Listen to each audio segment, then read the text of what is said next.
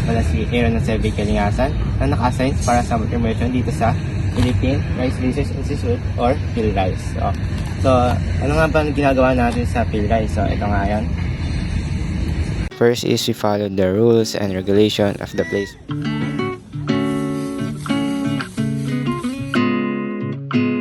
Participating in the event.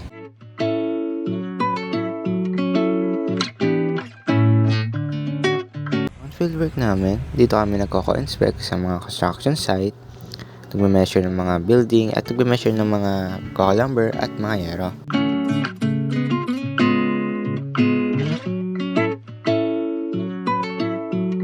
Dito sa office work namin, dito namin ginagawa ang mga computation, yung mga measure namin, pag-drawing ng mga layout, at pag-input ng mga information sa document at gumawa ng mga report para doon.